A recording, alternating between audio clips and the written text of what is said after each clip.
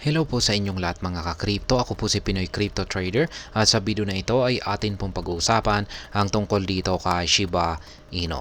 Kung saan ay itong si Shiba Inu ay meron na po siyang nakikita na isang napakagandang breakout. At yan kasabay po nito ay mukhang dumarami ang mga investor na nagkaka-interest dito kay Shiba Inu. At ayan, bago po tayo magpatuloy ay nais ko lamang po munang bigyang linaw ang aking disclaimer kung saan ang nilalaman po ng video na ito ay hindi po ito isang financial advice. For education and information purposes lamang po ang layunin nito. Maliban po dito ay nais ko na rin pong magbigay babala na wala pong kahit anumang group chat ang Pinoy Crypto Trader. Ayan, Shiba Inu sees a potential breakout amid rising investor interest as technical indicators suggest bullish momentum. Ayan.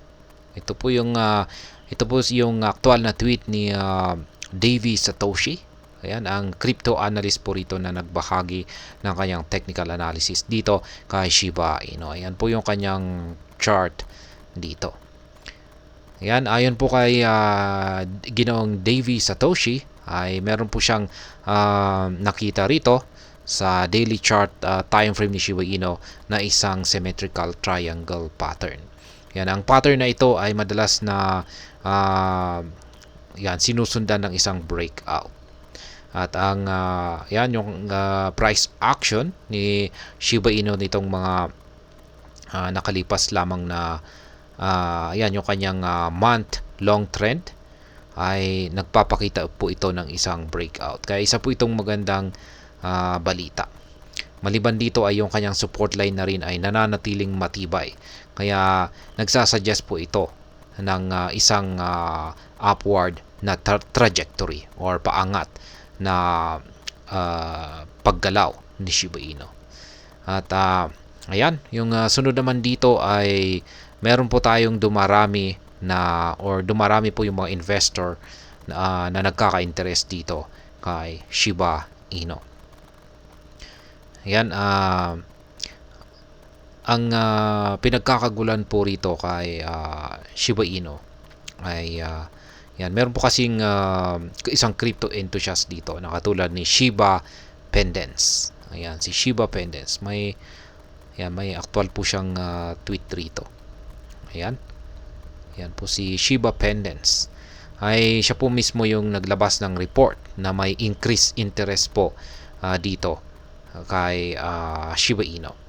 Ayan, meron daw siyang organic growth na interest na siyang parang nag-fuel or nagbibigay po ng driving force para itong si Shiba Inu ay makaranas ng isang breakout. Yan. Or yung kanyang predicted breakout dito. Ayan, sa prediction ni Davey Satoshi. Ayan. Ang sunod naman dito sa investor interest ay yung activity ng mga whales. Ito po yung mga malalaking investors. Ayan, mga malalaking investors na yung kanilang mga isinasagawang mga activities. Kaya ayan, yung mga malalaking investor na ito ay tinatawag din po silang mga whale. At meron po silang nagkaroon po sila ng renewed na interest or muling sila ay nagbabalik dito kay Shiba Inu. At yung kanilang mga transactions ay umaabot po na po ng higit $100,000 kung saan ay nadoble po yung yearly average ng kanilang transaction na ito. Kaya umaabot po sa 2-month high na 764 sa loob lamang ng isang araw. Kaya yan yung aktibidad ng mga whale na ito ay nagpapakita po ito na may pagbabago yan dito sa market dynamics nitong si Shiba Inu. Ayan. Ngayon ay ano naman ang masasabi ng mga crypto experts dito. Ayan, yung mga technical indicators, ayan, ay katulad maging yung presyo po ni Shiba Inu ay mapapansin po natin dito. Yan sa chart na ibinahagi. Ayan, mula po ito sa trading view. Ayan. Mapapansin po natin dito na ang presyo ni Shiba Inu ay naglalaro malapit po sa upper trend line. At meron po itong malakas na volume spikes at ito po ay ayan, nagpapakita ng bullish sentiment. Ayan, ngayon ay napakahalaga po na dapat nating malaman na si Shiba Inu sa kasalukuyan ay nakakaranas pa rin ng bahagyang pagbagsak. Kaya maski ganyan po yung mga signals natin dito ay ngayon siya pa rin po ay nakakaranas ng slight lang naman or bahagyang pagbagsak. Kaya ayan po muli ang ayon po kay Davey Satoshi, yan na isang crypto analyst, ay meron po siyang nakita na isang symmetrical triangle pattern dito sa daily chart time frame ni Shiba Inu at yan, hinihintay po natin na magkaroon siya ng breakout dito sa upper portion nito. Ayan, pag nabasag po yan ay ayan, magpapatuloy na po siya ng kanyang upward trajectory. At maliban po rito ay ayon naman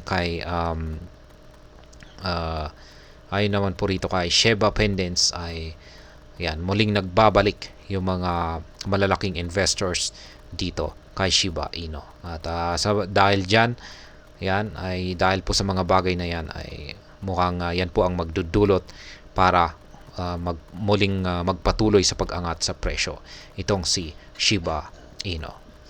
At hanggang dito na lamang po tayo sa video na ito mga ka-crypto. Sana po ay inyong nagustuhan ang aking paliwanag sa video na ito. Kung inyo po itong nagustuhan ay pakiclick lamang po ang like button nito. Para naman po sa mga bago lamang dito, kayo po ay aking inaanyayahan para mag-subscribe. Pakiclick na rin po ang bell icon nito dahil ito po ang siya magsisilbing notification nito sa mga bago kong videos na akin pong ina-upload sa aking YouTube channel na ito. Marami pong salamat sa panonood. Ingat po tayo lagi at God bless po sa ating lahat.